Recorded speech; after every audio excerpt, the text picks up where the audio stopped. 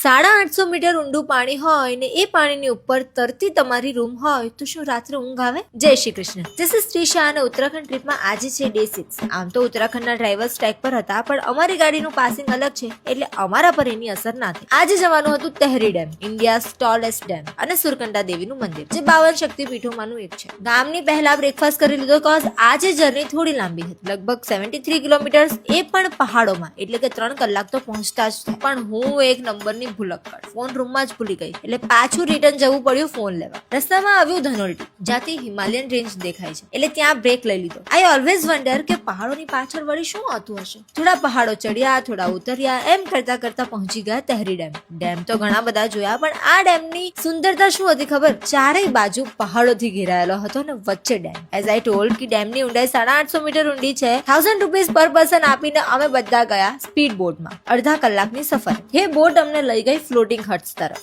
જ્યાં અમે night stay book કરાવવાનું વિચારતા હતા, પણ પછી અમે તહેરીની નાઇટ જ કેન્સલ કરી દીધી અને ડે ટ્રીપ પ્લાન કરી દીધી. બટ જસ્ટ ઇમેજિન કે આમાં અમે નાઇટ કરી હોત તો ભગવાન યાદ આવી જાત, કોઝ આ રૂમ્સના કોઈ રૂટ નથી, એ તરે છે.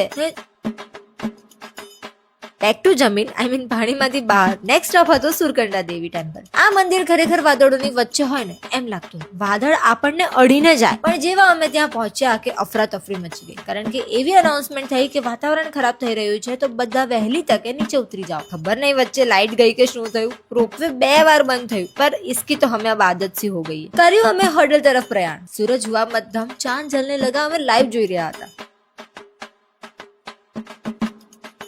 લક્ષ્મી ચાંદલો કરવા આવે તો ના થોડી પડાય. મિલતે હૈ કલ. Stay tune. જય શ્રી કૃષ્ણ.